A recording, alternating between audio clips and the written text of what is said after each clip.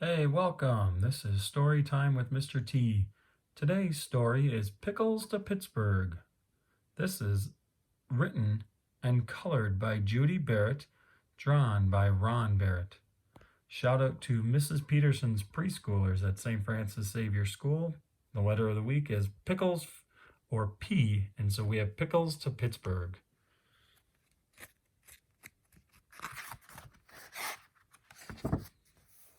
Look at the lovely pickles. Let's see as we go through this story all the different types of food you can find and how big they really are. Dear Henry and Kate, I'm having the best vacation ever, but I don't get much rest. I really wish you were here.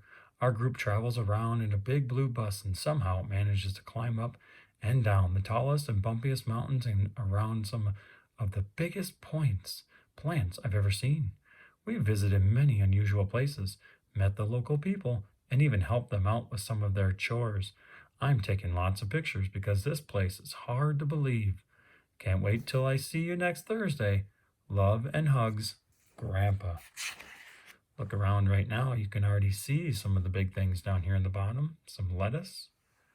The animals eating some food. Let's see what we can find.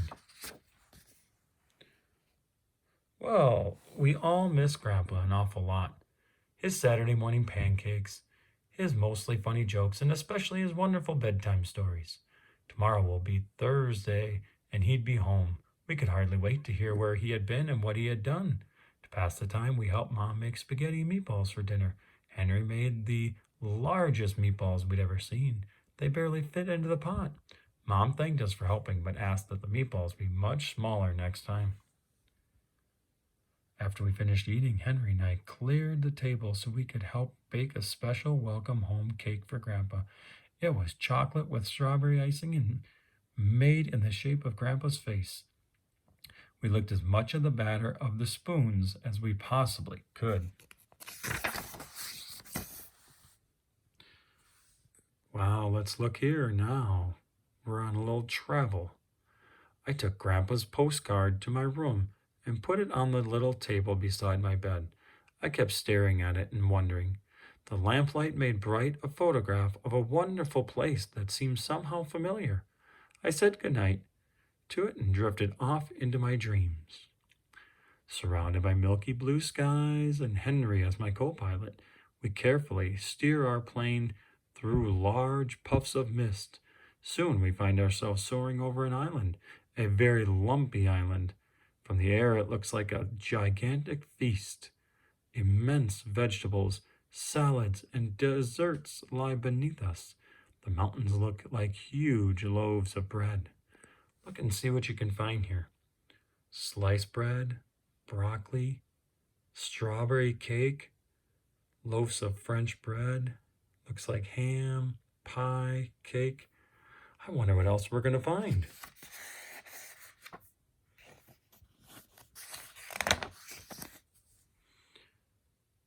We decided to take a closer look and prepare ourselves for a bumpy landing, avoiding some broccoli and narrowly missing a tremendous hamburger on an oversized bun.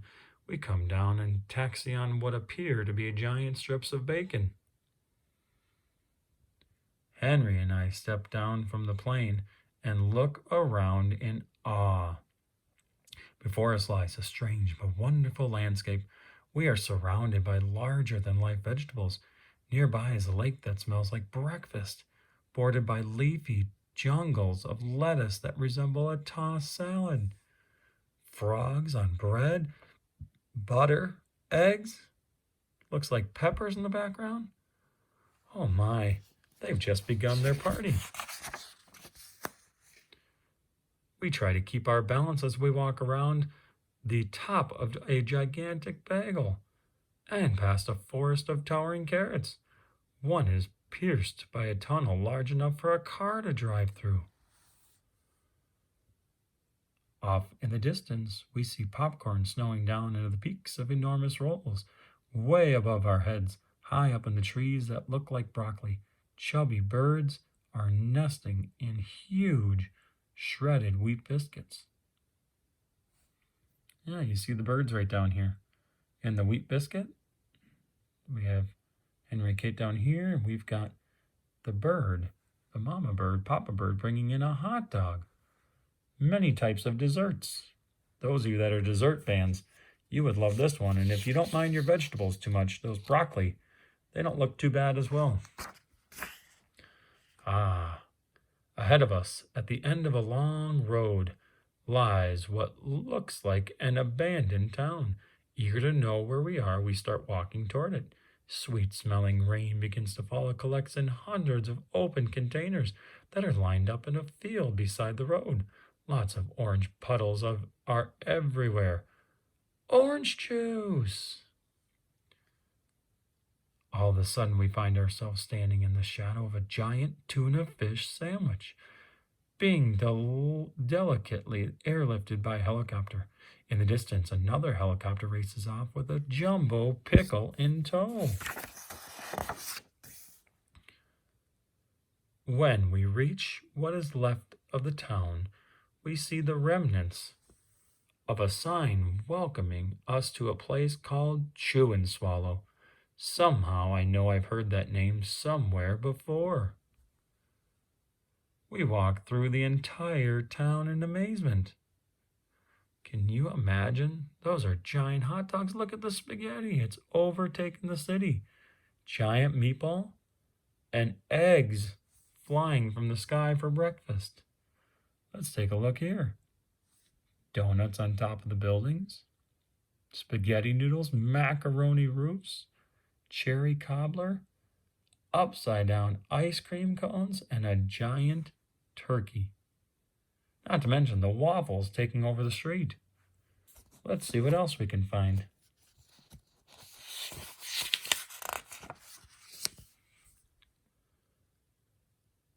Up ahead, lots of workers wearing helmets and dressed in matching uniforms are loading huge potatoes onto a truck. Other trucks sag under the weight of immense artichokes, enormous eggplants, and massive peas and carrots. Foot-long veal cutlets are stacked up to be packed for shipping.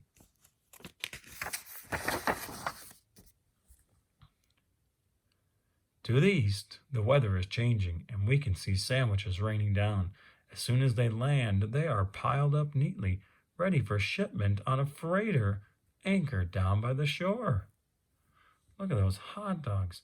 If you can see down the sign, Monday, eggplants to Ecuador, chili to Chile, milk to Milwaukee, hamburgers to Hamburg. Tuesday, pickles to Pittsburgh, pears to Paris, artichokes to Argentina. Let's move ourselves over here. The ice cream. Large reservoirs of milk and cream flow into extra large containers which are lined up, ready to be loaded onto a ship. Printed on the sides of the trucks are the words Falling Food Company, large food for large and small countries, free. How would you like ice cream that size? That would be incredible. Look at those sub sandwiches on the trucks and the big block of cheese. Wow.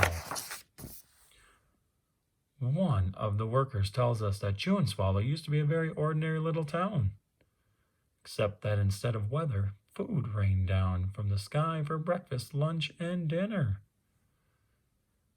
Back then, he says, by some quirk of nature, the falling food grew larger and larger. Storms of gigantic food threatened normal life, so the people took their belongings and sailed away to a new land on rafts made of huge slices of stale bread. Look at those pancakes. Look at the donuts. A tomato twister?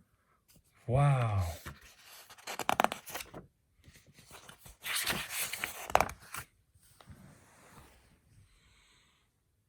They returned years later to see what had happened to Chew and Swallow. They discovered an endless food supply and decided to create the Falling Food Company. Now daily shipments are made to all parts of the world, from the smallest towns to the largest cities. As soon as the food lands, it is wrapped, boxed, bottled, or packaged, and sent out to people who need it.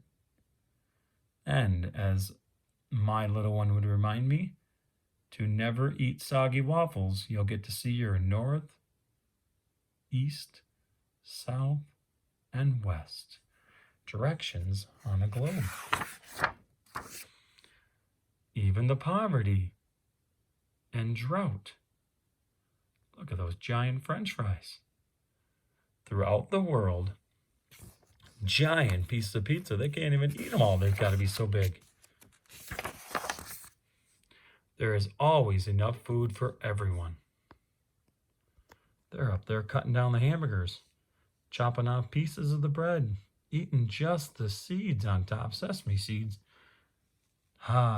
Henry and I think this is a great idea. We wish we could stay and work here, but don't think they hire kids. It's getting late and we hate to leave, but we really have to be heading home. Mom's expecting us for dinner. The workers give us 2-foot-wide chocolate chip cookie, which we carry back in the plane. It just barely fits through the door. We buckle up, I rev the engine, and we start rolling down the bacon runway. As everyone waves goodbye, we can see dinner approaching from the west. Spaghetti and meatballs, I think. As we gain altitude, Chew and Swallow slowly vanishes into the distance. Spaghetti and meatballs coming down. Look at these giant cobs of corn. Chopping them away, cutting them down with a saw. Right here. My alarm clock woke me with a jolt. It was finally Thursday and I wanted to get to school fast. The sooner I got there, the sooner I'd get home, and the sooner I'd see Grandpa. How many of you had been waiting to see your grandparents, whether it's you're waiting now because we're stuck at home, or if there's been a time where you've planned to meet your grandparents and it takes you weeks or days until you get to that day when you get to see them, but how excited you are when you wake up that very day. When we got home, we ran as fast as we could into Grandpa's waiting arms. I brought back something for you, said Grandpa, and he gave each of us a very large box containing a chocolate chip cookie he had gotten on his trip. They were the biggest we had ever seen, almost 2 feet wide. Mom made Grandpa's favorite dinner, chicken and dumplings, and we surprised him with our special welcome home cake. He chose the slice with the mustache. By the time dinner was done, it was late and Grandpa was tired. When he was all tucked in bed, we knocked on his door to give him an extra goodnight kiss. Then I told Grandpa the most wonderful, tall-tale bedtime story he'd ever heard. It began, surrounded by milky blue skies and Henry as my co-pilot. Grandpa stayed awake till the very end. Then he looked at us with a very funny glint in his eye and said, "Wait till I show you the pictures I took on my trip." And then he drifted off into his own wonderful dreams. Here's the funny, silly thing. If you look around his room, let's take a look in the back here at this picture. He's got a picture of food. Grandpa loves cooking and eating. Looks like a pot, maybe some soup. Oh, fudge, if you can look at the directions below. Let's take a look above the bed. Banana peels, grapevines, apple cores. Here's my favorite. If you look at Grandpa, he's got a big wink. What do you think his story is going to be that he tells the kids the next morning?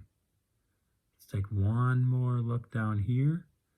And in the drawer, you'll find a giant bagel with carrots in a picture, a giant piece of cake, and spaghetti and meatballs coming down from the sky.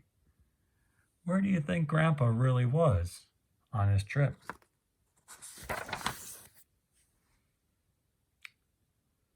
Wow, that was Pickles to Pittsburgh, the sequel to Cloudy with a Chance of Meatballs. I hope you all enjoyed it. Have a wonderful night. And again, let's keep reading and enjoying stories. Have a wonderful day. This is Mr. T. Story time with Mr. T.